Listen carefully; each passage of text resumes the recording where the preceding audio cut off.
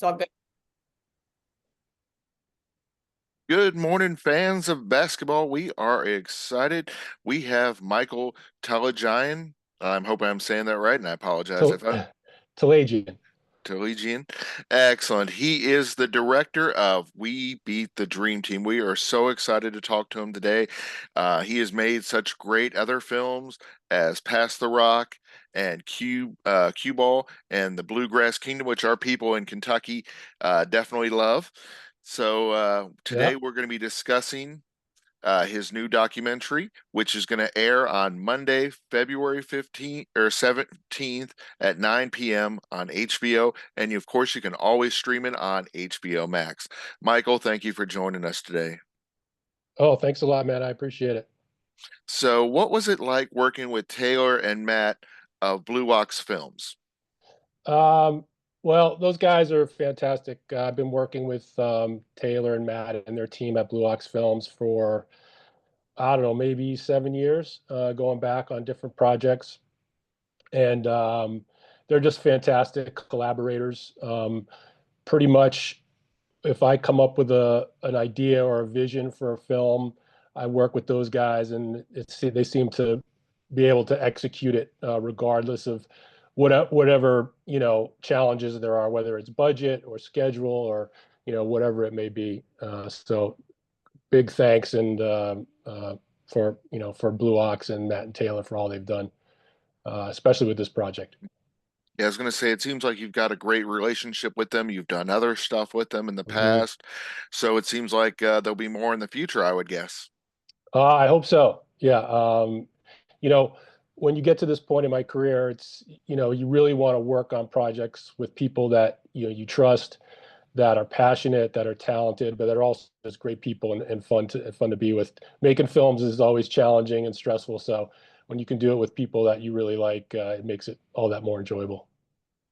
In the trailer, Charles Barkley said if we were to lose, it would be the biggest upset in sports history. Hmm. I believe that was not the case, though. I mean, obviously at the time it might have been, but later on when Team USA lost to the Virgin Islands, I think that was a bigger upset.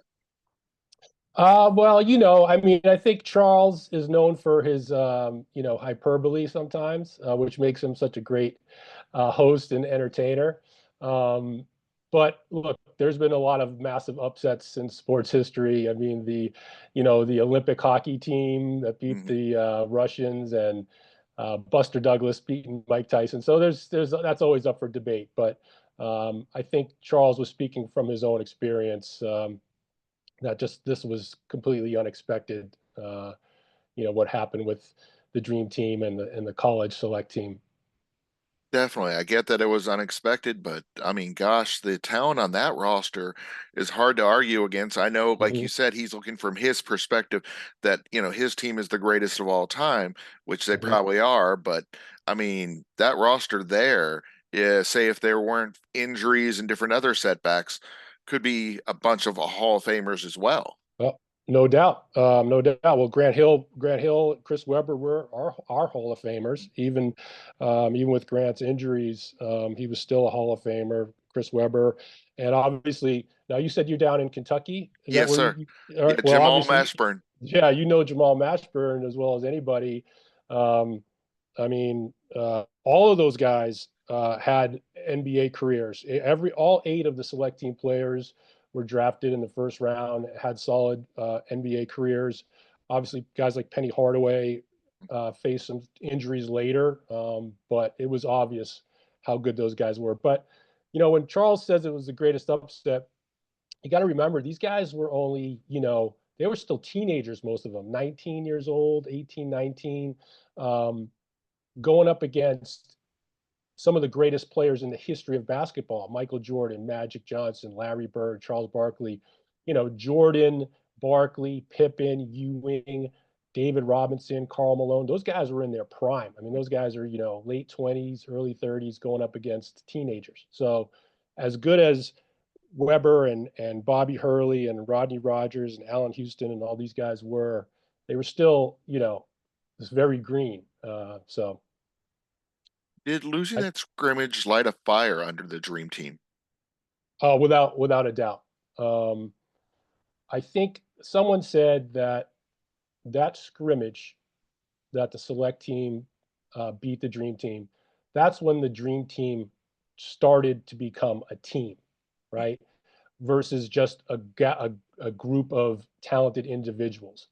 That loss kind of woke them up and made them say, hey, we need to play together. We can't just be, 11 individuals, 12 individuals out there. So I think that was the start. And that obviously, as the training camp continued, and then as the dream team went, played some exhibition games, and then went to Europe and leading up to the Olympics, I think the process only solidified. So when the Olympics in Barcelona started, they were a well-oiled, synchronized machine. But this scrimmage, this training camp in La Jolla, California, in June of '92, is when it all started. Definitely. Um, it feels like that the other dream teams that followed, which weren't the same, but Mm-hmm. that they didn't have a unifying event like this to really turn them into teams, because that was one of the problems some of the other teams experienced, that they, like you said, played as individuals. Yeah, yeah. I think the first dream team kind of set the tone, and then, excuse me, and then the sorry, James, No worries. and then the following dream teams were all super talented, and that continued, I think, until 2004 when they lost again, and then they had to bring in the redeem team with Kobe and LeBron and those guys. So I think, you know, with when you have tons of talent and you're huge favorites, you can, over time, you can tend to relax and just think, well, we can just roll the balls out and we'll be able to beat these guys just on our talent. And it just goes to prove that, on any given day, if you take the other team lightly and the other team has confidence and believes in themselves and is prepared, anything can happen. So you always you always got to be careful. Now, I know it was a scrimmage, but what role did, say, George Raveline and Roy Williams play in the game? Did they Yeah. were they really talking up the players during the game, or was it kind of just more throw out the ball? No, no. So Roy Williams and George Raveling were the coaches of the college select team. And they look, regardless of who it is, when these guys are all successful, right? Those two coaches, the guys on the select team, the dream team guys, Chuck Daly, Coach K, these guys have been programmed to win, right? They are competitors. So regardless of whether it's a scrimmage or a game or a championship, these guys, when they step on that court, they believe they can win, and that's just in their DNA. They Hmm. want to establish, show who they are, establish their manhood, dominate. So Roy Williams and George Raveling. Now look, they knew their primary objective was to get the dream team ready and prepared to win a gold medal. But part of that, especially on that day of that scrimmage, they were like, "Go at these guys. I don't care what their names are. Go at them. Show them what you can do." That's what we've been tasked to do, is test the dream team. And so they coached that game like they were coaching, the NCAA championship. So, would you consider the Dream Team the greatest team of all time? I do. Yeah, yeah. Now there's always debate. Even this past Olympics in 2024, a lot of people said, "Well, this team could beat the original Dream Team," or there's been other Dream Teams, Redeem Team, that thinks they could have beat the Dream Team. I mean, that's the great thing about sports; you just never know. So it's fun to debate these things. But I think when you look at that Dream Team, even though some of the guys like Bird and Magic were towards the end of their careers, they could still play. And Stockton, Malone, David Robinson. I mean, Patrick Ewing. I mean, it's just dominant.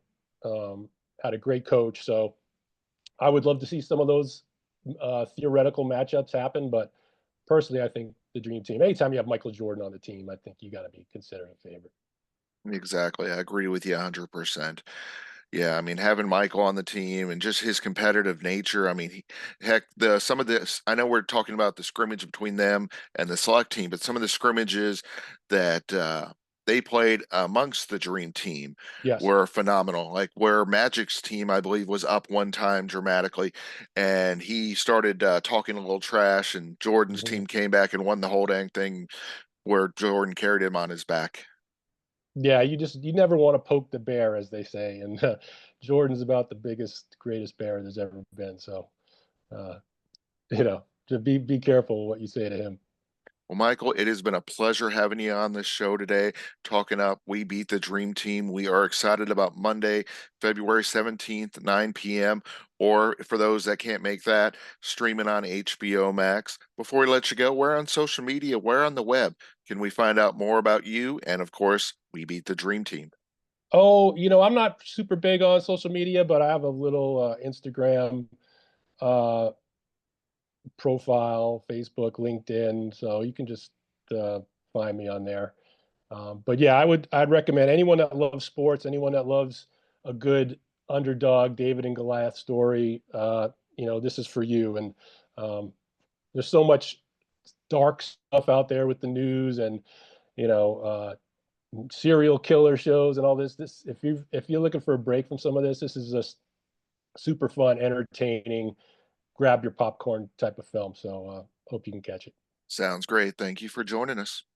Thanks, man.